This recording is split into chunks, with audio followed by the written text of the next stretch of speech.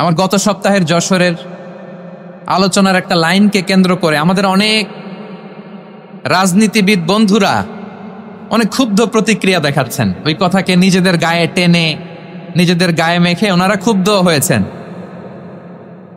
প্রিয় ভাইয়েরা, আমি বলেছিলাম যে একদল খেয়ে গিয়েছে আর একদল খাওয়ার জন্য রেডি হয়ে আছে। তো এখানে কি আমি কোনো দলের নাম বলেছি? বাংলাদেশে 48টা প্রায় নিবন্ধিত রাজনৈতিক দল, কোনো দলের নাম আমি বলিনি। কথাটাকে আমি জেনারেল রেখেছি। দায়ীদের বৈশিষ্ট্যই এটা, দায়ীরা জেনারেলি কথা বলে, যার যেই মেসেজ নেয়ার তারা সেখান থেকে নিয়ে নেয়। তো কোনো দল এটা নিয়ে কোনো কথা বলল না। আপনারা এটাকে নিজের গায়ে যে মাখালেন, এটা ঠিক হয়নি। আমি বলবো যে এটা খুবই অনভিপ্রেত হয়েছে। কোনো দলকে টার্গেট করে বা কোনো দলের পক্ষে আমরা কখনো কথা বলি না। আমরা কোরআনের পক্ষে কথা বলি, ইসলামের পক্ষে কথা বলি, ঠিক কিনা বলেন? সো একটা জেনারেল কথাকে যদি আমার রাজনীতিবিদ বন্ধুরা নিজেদের গায়ে মাখেন, ক্ষুব্ধ প্রতিক্রিয়া জানান, এতে করে সাধারণ জনগণের কাছে একটা নেগেটিভ মেসেজ যাবে ওনাদের ব্যাপারে। এটা হোক আমরা চাই না। তো আমার প্রিয় রাজনীতিবিদ বন্ধুদের আমি বলবো, কথাটা ছিল ভেরি জেনারেল, এটা নিজেদের গায়ে মাখানোর কোনো দরকার নাই। আমরা এই যে এক্সিস্টিং যে রাজনৈতিক চর্চা, এটা থেকে আমরা বেরিয়ে আসতে চাই। আমরা চাই না এদেশে চাঁদাবাজি, দখলবাজি থাক, ঠিক কিনা বলেন? এদেশে কোনো দুর্নীতি থাক, টেন্ডারবাজি থাক, এগুলো আমরা চাই। আই হেট পলিটিক্স একটা জেনারেশন আছে, এই বেশিরভাগ জেন জি অফ সিলেট, এরা আই হেট পলিটিক্স জেনারেশন। এরা পলিটিক্সকে পছন্দ করে না। তো কেন করে না, এর দায়ভার আমাদের আছে না নাই? আছে। এবং আমরা দেখেছি ক্ষমতার পালাবদল যখন হয়, এক সরকার যায় আরেক সরকার আসে, তখন দুর্নীতির ফিরিস্তি আমরা জানতে পারি, এর আগে জানতে পারি না। প্রতিটা দলের ভেতরেই আমরা এই বাজে চর্চাটা দেখেছি। সো এখন আমাদেরকে শুধরে নেওয়ার সময় এসেছে।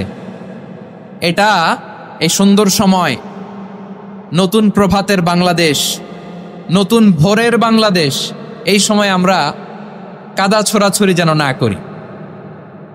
আমাদের শপথ নেওয়ার সময় এসেছে। প্রতিটি দল, নিবন্ধিত 48টি, সবগুলো দলের এখন শপথ নেওয়া উচিত যে আমরা কোনোদিন আর চাঁদাবাজি করব না, টেন্ডারবাজি করব না, দখলবাজি করব না।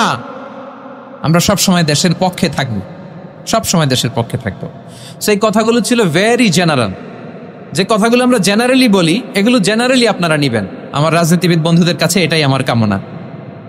আর এই জাতীয় বার্তা যখন আমরা দেই, তখন যদি আপনি বলেন যে পারলে রাজনীতিতে আসেন, পারলে দল করে দেখান, এটা হইল? আমি কি এরকম কোনো কথা বলেছি? না। আমি একজন মুফাসসিরে কোরআন, আমি একজন আলেম, এর বাইরেও আমার সবচেয়ে বড় পরিচয় I am a citizen of Bangladesh. আমি বাংলাদেশের একজন সাধারণ নাগরিক। আমার দেশের যে কোনো সমস্যা, যে কোনো ইনকনসিস্টেন্সি, অসঙ্গতি নিয়ে মত প্রকাশের স্বাধীনতা আমার আছে না নাই? আপনারাই তো বাক স্বাধীনতার কথা বলেন, ফ্রিডম অফ স্পিচের কথা বলেন, বাক স্বাধীনতার কথা বলেন। আপনারাই যদি আবার কোনো মন্তব্যের কারণে বলেন যে রাজনীতির মাঠে আসেন, দল করেন, দেখি কতটুকু পারেন, এটা ঠিক হবে না। তাই প্রিয় ভাইয়ের, আসুন আমরা দল মত নির্বিশেষে কাঁধে কাঁধ মিলিয়ে সোনার বাংলাদেশ গড়ি, দুর্নীতিমুক্ত বাংলাদেশ গড়ি। যে বাংলাদেশের জন্য রক্ত দিয়েছে আবু সাইদ, যে নতুন ভোরের বাংলাদেশের জন্য রক্ত দিয়েছে মুগ্ধরা, যে নতুন বাংলাদেশের জন্য রক্ত ঝরিয়েছে 24-এর যে গণ অভ্যুত্থানের প্রত্যেকটি শহীদের আওয়াজ করে বলেন ঠিক কিনা?